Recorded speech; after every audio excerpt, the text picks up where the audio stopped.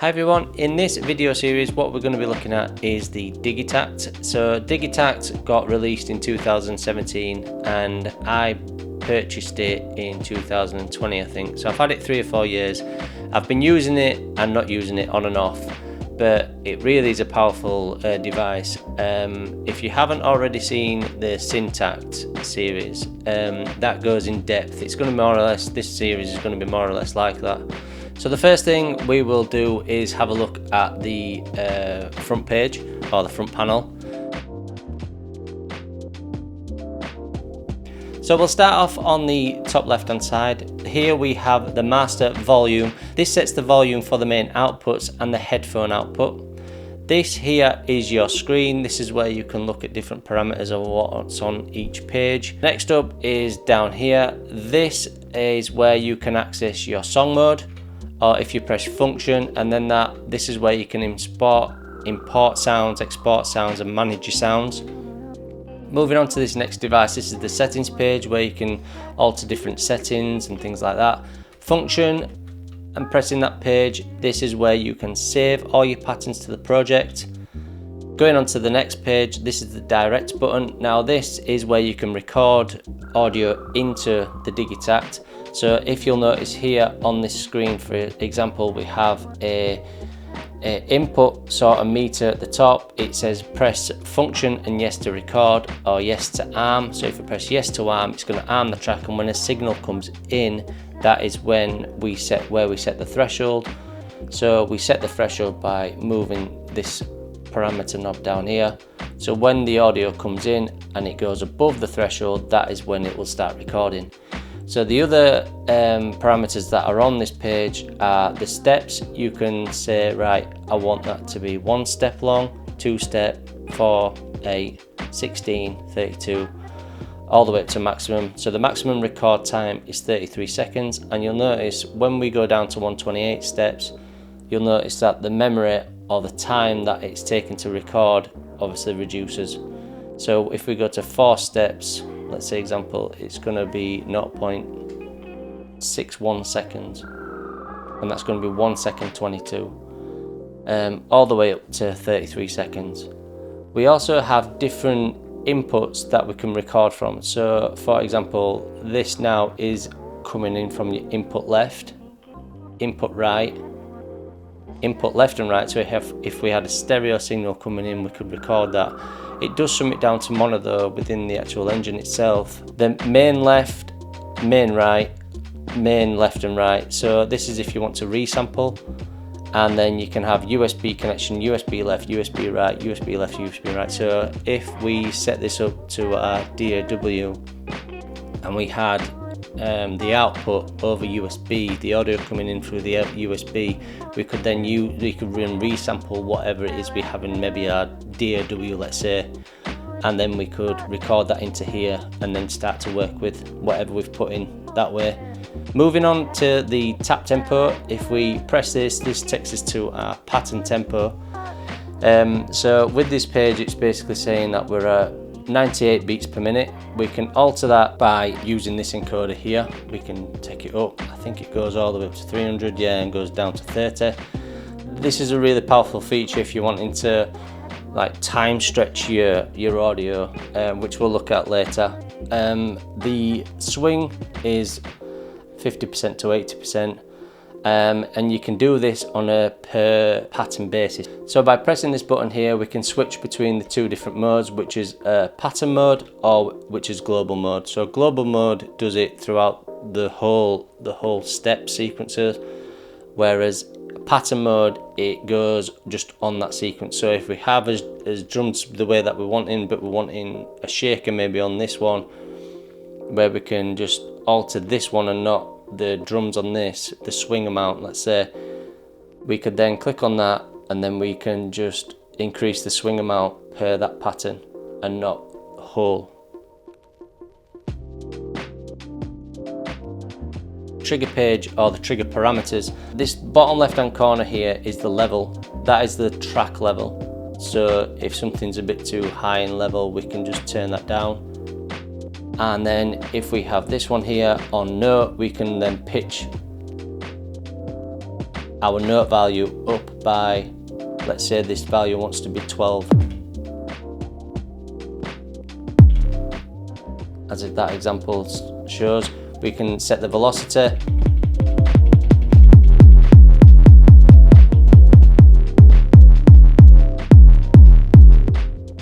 We can set the length of the sample. Depending on how long the sample is dependent on this as well. So if you have a short sample but then set this to infinite, the sample will only play for what the sample is unless you put it on loop, or loop forward or loop backwards. But we'll get to that in a sec. So we'll just go back to what that was. Let's just go back to 132s. The probability, that's just the probability of what is being played. Doesn't work when you're pressing it, but it works on the step sequencer. So next is the filter trigger and the LFO trigger. So the filter trigger, this triggers if the filter envelope will be triggered or not, and the LFO, this triggers if the LFO will be triggered or not. Moving on to the SRC page, or the source page. So what we have here is we have 9 actual parameters that we can change. We can also change onto another page which shows us the waveform of what the sample is. So first thing is tune. We can tune. Let's say if we like that but we want it to get back to its normal start, all we hold is the function button and then we can just press on the parameter that we have, and then that goes back to its whole tones. It goes up and down by 12 semitones. The next parameter we have is the actual play mode. So we have reverse, reverse loop, forward loop, and then forward. Next up is the bit reduction.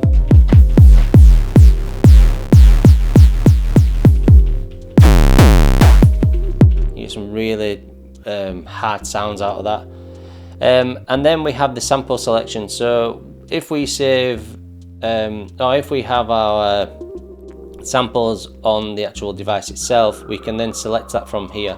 So in this project, all these samples are selected. If we wanted to select a new sound, we would just find a new slot.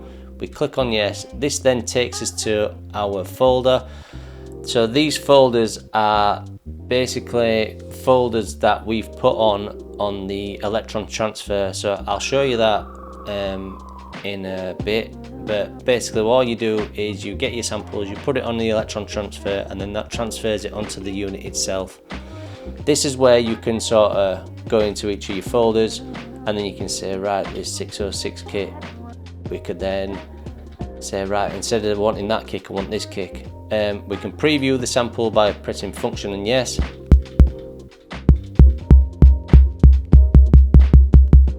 And then you'll see what track it's assigned to, because this button will light up, or if I say the tom.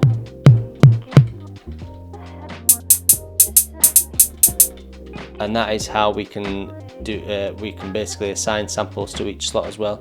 We can also have the start, the length, and the loop of the actual sample itself. So if we click on to this other page, we can then set the start point,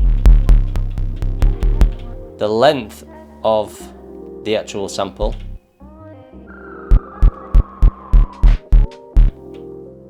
so this is good for if you're wanting to create like oscillators, for example. So I'll show you that right quickly. So with this as well, we have the loop point. So we have the start point, we have the loop, the end point. So it's starting, it's stopping at the end point, and then it's looping. So what we want to do is go back onto this. We can go onto forward loop, and then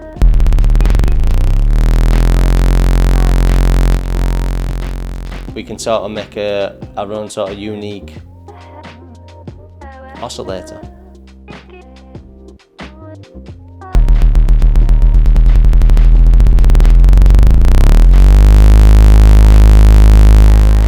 So with that, what we can do then is we can go into the chromatic mode. So the chromatic mode, which is this mode. and then we can play that note as a pitch value on the chromatic mode. We can go up and down in our octaves.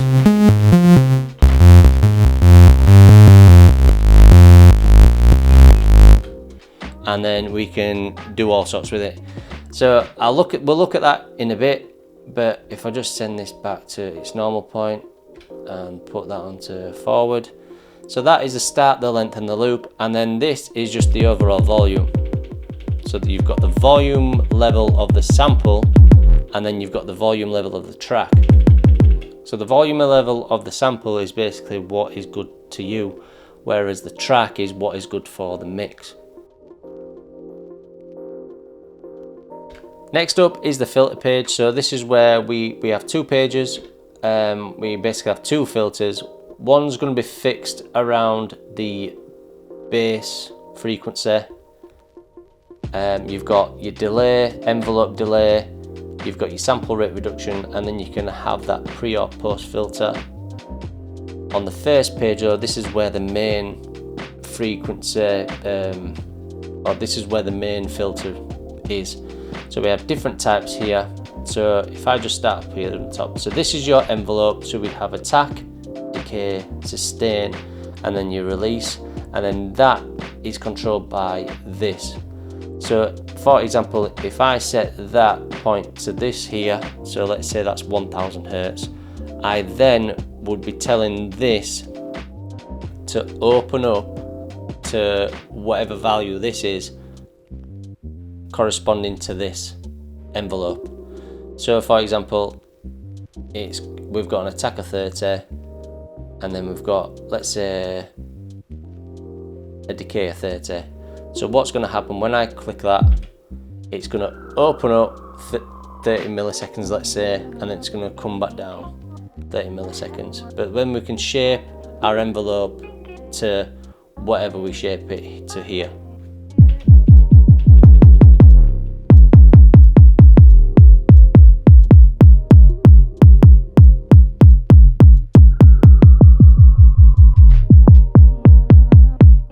And then we can choose different types of filters. We can have low pass, high pass, EQ1, EQ2, EQ3, EQ4, EQ5. That basically is just like, it's just the Q of the actual frequency that you're at. So for example, EQ5 has a high Q, it's like a notch, whereas EQ1, it's more subtle, it's more like a bell. You can also change the resonance to go up, or you can notch it out, so you can either have plus or minus the frequency at that point of what your frequency is. Moving on to the amp page. So the amp page is basically, it has 9 parameters including the track level. So we have our attack, our hold, and then our decay. So if you notice, once we go all the way over to the right, it tends to note. So as long as we press this button down, that note will stay on until we release it, and then it gets sent to our decay phase, which is whatever it is. We could even have that on infinite as well. So if we just have that down, it'll be on forever until the device turns off. So we can really start to shape the sounds how we want it. It can have a bit of attack if we're wanting a bit of sidechain maybe, or a bit of slow, whatever we want to do it really, to be honest. So yeah, that's them. We on to the overdrive. This adds overdrive signal to the, well, this adds overdrive to the signal.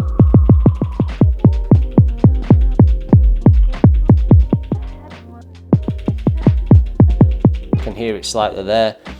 Then we have our sends to the delay and then the reverb. So the delay that we've just seen on the previous page, we can send that to there.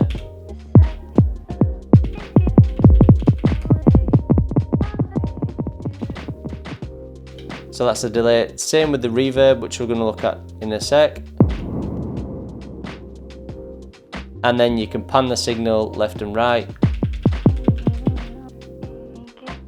Get back to its center point by just simply clicking the function button.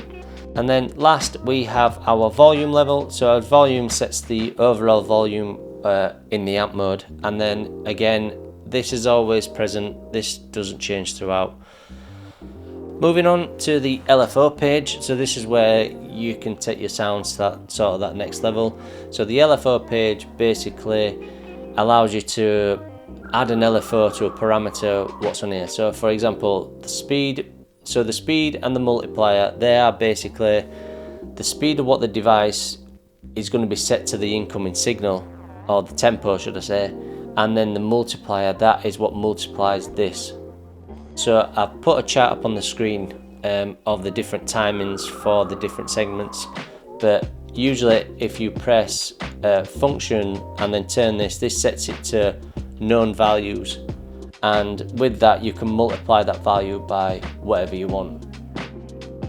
You've also noticed that we have a BPM, so that means it is dictated by the incoming BPM's tempo, whereas with it just being like this means that it's free running within itself basically.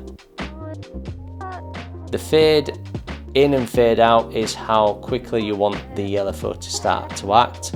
So the fade in will allow the LFO to gradually happen, whereas the fade out, you could basically have it happen straight away and then it would fade out, or you could have that off.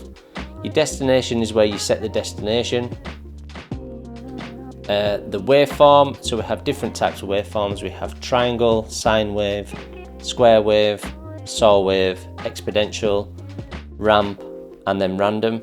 And then we can also change the phase of what the waveform starts at. Different modes as well we have free mode, trigger mode, hold mode, one mode, and then half mode. So each one of these has its own unique sort of, it depends what you want to make within your sound. So free is it's just running freely. Trigger mode is whenever it's triggered either on the sequencer or by when you press it, that is when the LFO will activate. Hold mode is when you press and hold, it holds it and then it starts again at the next sequence. So if I have, for example, here, it would start there, it would hold, and then it would start there again, and it would start, if that makes sense. And then the one, all it does is go through one cycle of the waveform and then stop, and then half, it goes through half of the cycle and then stops. And then moving on to the depth, this sets how much of the overall depth of the effect you want it to do. So for example, if I set this up to tune, if I have it on all the way, what this is going to do on the tune page is going to go all the way around to the right and then all the way to the left. So that's the depth. Whereas if I had it only on basically a little bit like that, let's say 5, let's say, it would go between there and there. It's just a percentage of what the destination's parameter is. And you'll notice you can either start this in a positive value, or looking at the waveform, it can go to a negative value. So as you can see by the waveform demonstrated, it can go either a positive way or a negative way. The only waveform that don't work on is the random, because it's random.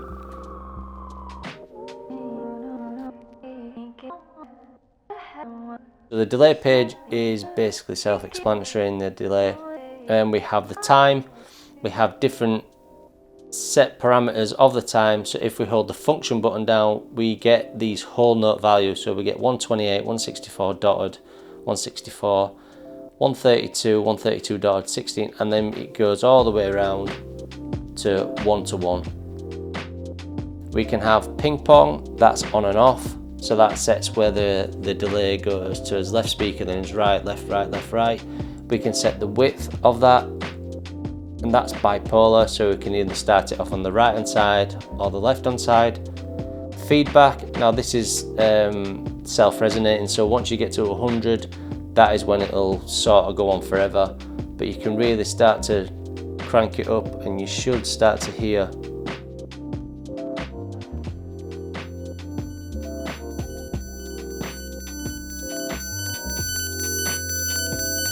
So So it's sort of like a self-resonating thing. And then you can just play about with the time.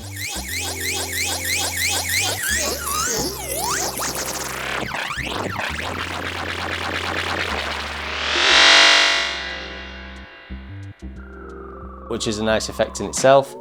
We've got a high pass filter, a low pass filter, just to take out some of those low end and high end sort of frequencies. And then we can also send it to the reverb send, and then an overall volume for the delay itself. Moving on to the reverb, we hold function and then click on the amp page to take us to the reverb page. Here we have 8 different parameters we can use. We have our pre, which is a pre-delay. We have our decay time, and we can set that to infinite decay time. So that means obviously we can just have some nice sort of scapey sounds going on.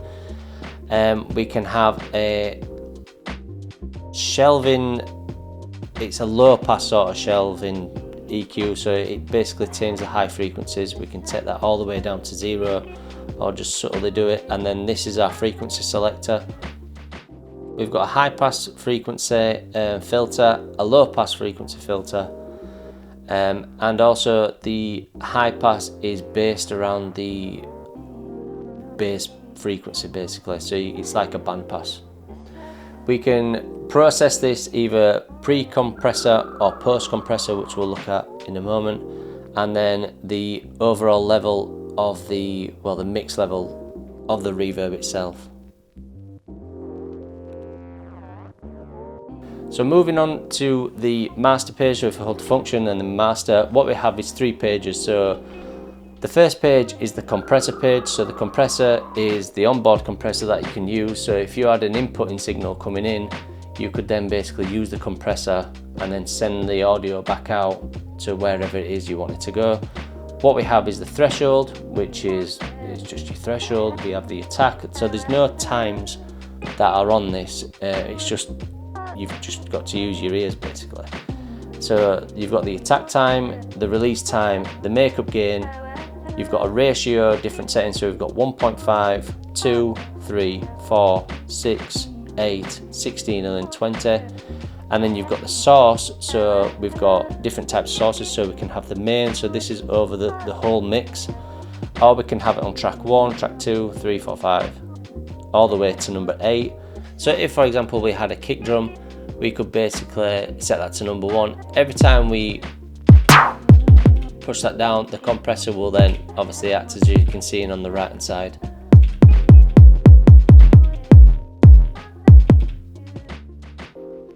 So this is basically telling the compressor to work. So on the main, what it's doing is it's having a look at the overall main mix, which is making the compressor work.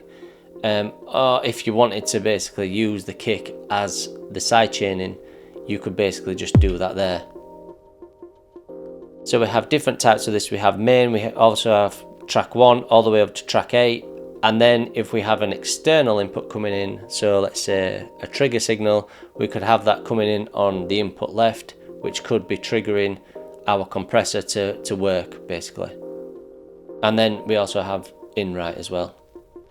We have the sidechain filter, so we could it's basically a band pass filter where we can set it to a high value, take away them bass frequencies, or we could hone it in on the bass frequencies, and vice versa, anything in between. We can have dry or wet compression, so we could use New York compression on this if you wanted to. Really set an aggressive compressor and then just slightly bring it in just to bring all the air up in the mix. And then on the right hand side, which you can't see, which I showed you before, is the actual peak level meter. It's the gain reduction meter, should I say. So here we have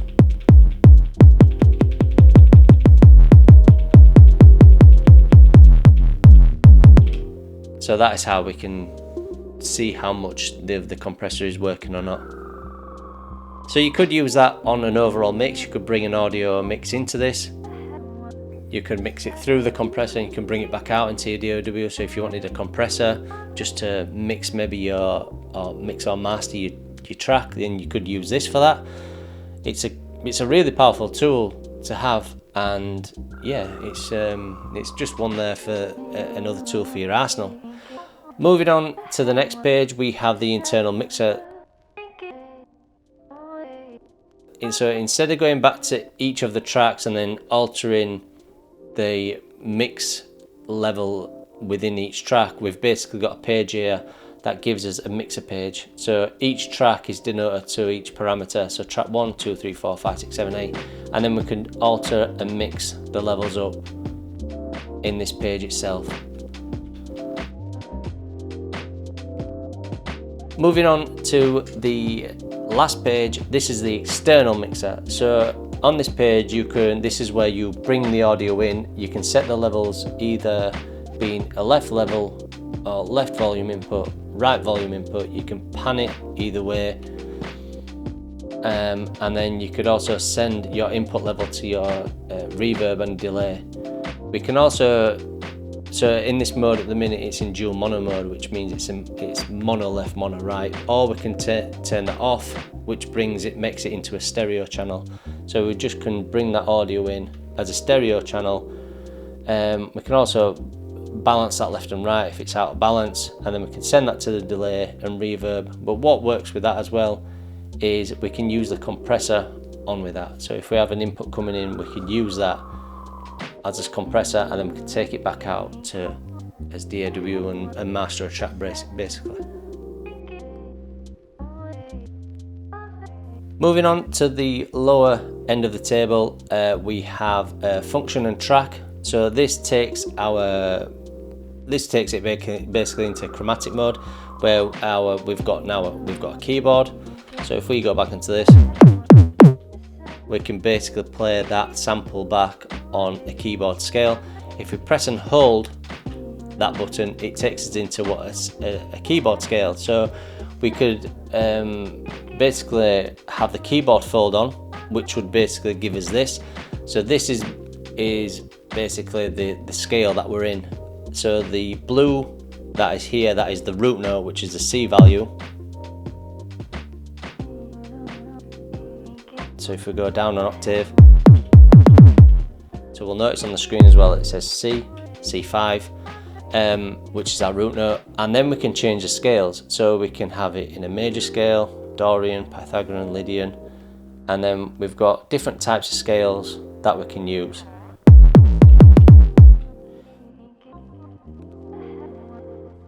There is another thing that we can do is by a metronome. So if we press function and then we can turn on the metronome.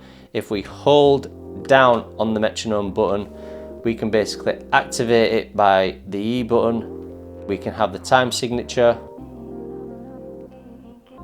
I'll just leave it on that. We can have the pre-roll bars, so how many bars we want before it actually starts, and then the volume.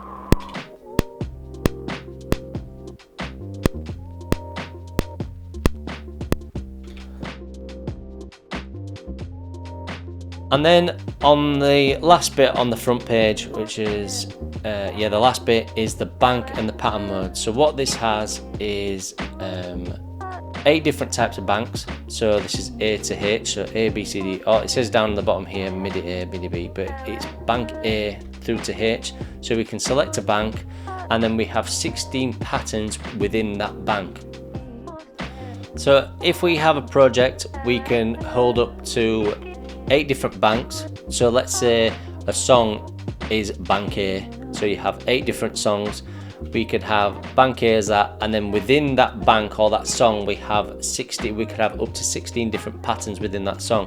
So for example, if we go onto this, and then we have pattern 1 as our intro, pattern 2 as our maybe a pre-chorus, pattern 3 as a chorus, pattern 4 as the bridge, and then we could basically work whatever we want up to 16 patterns within that bank. So that's how I like to think of it, and that is per project. So we also can have the projects, we can load up the projects just go back onto the projects, so the project page. So load project, save project as, and then manage project. So if we go to manage project, we can see that we can have up to 128 projects, which would mean that we have 128 available slots to do that. So for example, on the first, so once you figure out the workflow of it, it becomes quite easy once you start using it. It is a complex device, but it's really good when you start to dive into it. I like to take it one step at a time. So the way that I work is I'll just start playing about with it, and if there's something that I want to know, I'll just refer back to the manual and then just do it that way. And then I'm just learning a bit by bit, instead of it being like a massive whoosh, you're like, oh my word, this is such a massive hard device to learn. Which is not that bad to learn, to be fair, but it can be daunting at first. I just try to learn a bit at a time, and then that way your knowledge just grows over time. So what we have on the rear panel is we have the headphone output, which is controlled by the master volume, the left and right output, which is also controlled by this master this master pot here. We have an input left and right. So all these are 1/4 inch jack inputs. There are balanced inputs as well, apart from the headphone, which I think is just, oh no, it is balanced input. So all them are balanced inputs. We've got as MIDI in, as MIDI out, and our MIDI through. That is the old type connection, which I'll show you on the screen. And then we've got a USB connector, which is, I'm not sure which type it is, I'll put it on the screen. And then we have our DC input and then our power switch. You can also power these up by using power banks. So I think this is 12 volts, 1 amp. So if you have a power bank, just make sure that it can output 12 volts, 1 amp, and then this should work fine with that. Obviously do your research, I don't want you to come back to me saying that I got you this, but I've done a video on that actually, if you want to check that out. It should be within there. So yeah, that is the front panel, really in depth sort of way of looking into the basics of this device and what it can do. I might have missed some bits out here, like basically the song mode. I haven't gone into that because that is a tutorial in itself. So there's things like that what we will look at in this video series. But that is video 1 for now. And if there's any questions, just write them in the comments below. I'll get back to you as soon as I can. And yeah, I'll see you in the next one.